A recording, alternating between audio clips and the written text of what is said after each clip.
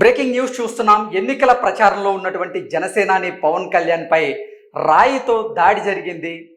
ఒక గుర్తు తెలియనటువంటి అగంతకుడు ఈరోజు జనసేనాని పవన్ కళ్యాణ్ గారు ఎన్నికల ప్రచారంలో పాల్గొని మాట్లాడుతున్నటువంటి నేపథ్యంలో ఆ అగంతకుడు పవన్ కళ్యాణ్ మీద రాయితో దాడి చేసేందుకు ప్రయత్నం చేశాడు. అయితే ఆ రాయి పవన్ కళ్యాణ్కి తగలకుండా కొంచెం పక్కన పడడంతో త్రుటిలో పవన్ కళ్యాణ్ గాయపడకుండా తప్పించుకున్నాడు ఈ ఘటన నుంచి.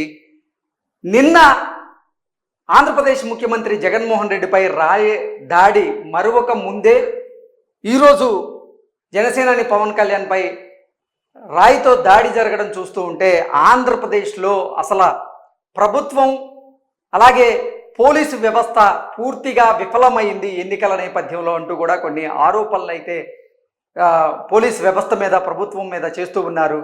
సాక్షాత్తు ఆంధ్రప్రదేశ్ ముఖ్యమంత్రి జగన్మోహన్ రెడ్డి మీదే నిన్న రాళ్ల దాడి జరిగినటువంటి నేపథ్యంలో ఇక ఆంధ్రప్రదేశ్ ప్రజల మీద అలాగే ఆంధ్రప్రదేశ్ ప్రజల భద్రతని గాలికి వదిలేస్తున్నారు అంటూ కూడా కొన్ని ఆరోపణలు అయితే ఆంధ్రప్రదేశ్ ప్రభుత్వం మీద ఆంధ్రప్రదేశ్ పోలీసు వ్యవస్థ మీద కూడా వస్తున్నటువంటి నేపథ్యంలో అసలు జగన్మోహన్ రెడ్డి ఘటనని మరువక ముందే జనసేనాని పవన్ కళ్యాణ్ మీద కూడా ఒక అగంతకుడు రాళ్లతో దాడి చేసేందుకైతే ప్రయత్నం చేశారు. అయితే ఆ ఆగంతకుడిని జనసేన కార్యకర్తలు గుర్తించి అతన్ని పోలీసులకైతే అప్పజెప్పినటువంటి సంఘటనని మనం చూస్తూ ఉన్నాం.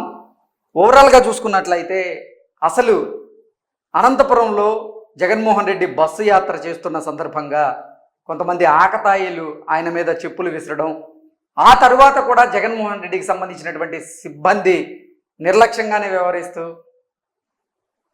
అసలు అతని భద్రతని పెంచని నేపథ్యంలోనే నిన్న విజయవాడలో మళ్ళీ జగన్మోహన్ రెడ్డి మీద రాళ్ల దాడి చేయడం రెండు తెలుగు రాష్ట్రాల్లో సంచలనంగా మారింది. అయితే ఈరోజు తెనాలిలో ఎన్నికల ప్రచారంలో ఉన్నటువంటి జనసేన అధినేత పవన్ కళ్యాణ్ మీద గుర్తు తెలియని వ్యక్తి రాళ్ల దాడి చేశాడు. ఇవన్నీ చూస్తూ ఉంటే ఆంధ్రప్రదేశ్లో రాజకీయ నాయకులకి భద్రత కరువైంది. రాజకీయ నాయకులకే భద్రత కరువైతే మరి ఆంధ్రప్రదేశ్ ప్రజల పరిస్థితి ఏంటి అంటూ కూడా కొంతమంది సోషల్ మీడియా వేదికగా ప్రశ్నిస్తున్నటువంటి నేపథ్యంలో దీనిపైన ఆంధ్రప్రదేశ్ డీజీపీ ఎలా స్పందిస్తారనేది మనం వేచి చూడాలి. నిన్న జగన్మోహన్ రెడ్డి గారి మీద రాళ్ల దాడి జరిగింది. ఈరోజు కూడా జనసేనాని మీద రాళ్ల దాడి చేసేందుకు ప్రయత్నం చేశారు. అసలు ఆంధ్రప్రదేశ్ రోజు రోజుకి ఆంధ్రప్రదేశ్లో రాజకీయ సమీకరణాలు ఏ రకంగా మారుతున్నాయి, ఎన్నికలు దగ్గర పడుతున్నటువంటి నేపథ్యంలో ఎందుకు ఇటువంటి ఘటనలు మళ్ళీ పునరావృతం అవుతున్నాయి, ఇటువంటి ఘటనలు నిలువరించకుండా పోలీసు వ్యవస్థ ఏం చేస్తుంది అంటూ కూడా ఎంతోమంది సోషల్ మీడియా వేదికగా అయితే ప్రశ్నిస్తూ ఉన్నారు. నిన్న జరిగింది ఘటన, నిన్న జరిగినప్పటికీ కూడా పోలీసు వ్యవస్థలో ఎటువంటి మార్పు రాలేదు. కాబట్టి ఈరోజు మళ్ళీ జనసేనాని పవన్ కళ్యాణ్ మీద ఇటువంటి ప్రయత్నాలు చేశారు కొంతమంది దుండగులు, కొంతమంది అగంతకులు అంతా కూడా ఇప్పుడు సోషల్ మీడియా వేదికగా ఒక చర్చ అయితే నడుస్తూ ఉంది. ఎన్నికలు దగ్గర పడుతున్నటువంటి నేపథ్యంలో అన్ని పార్టీలకు సంబంధించినటువంటి అధినేతలు ప్రచారంలో బిజీగా గడుపుతూ ఉన్నటువంటి నేపథ్యంలో కొంతమంది ఆకతాయిలు వారి చేతికి పని చెప్తూ ఉన్నారు.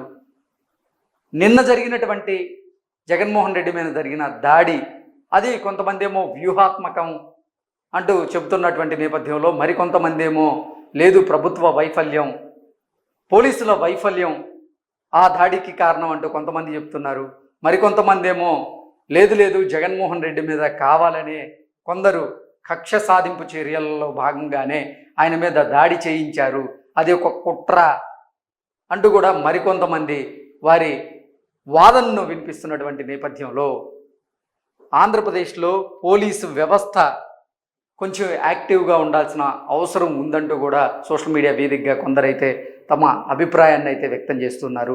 ఎన్నికల దగ్గర పడుతున్నటువంటి నేపథ్యంలో రాజకీయ నాయకుల మీద ఇటువంటి దాడులు అనేది ప్రజాస్వామ్యబద్ధంగా అంత హేతుకరమైనటువంటి చర్యలు కావు ఇవన్నీ. సో ఇవన్నీ ఇటువంటి చర్యలకు ఒడిగట్టకూడదంటూ కూడా కొంతమంది పిలుపునైతే ఇస్తూ ఉన్నారు.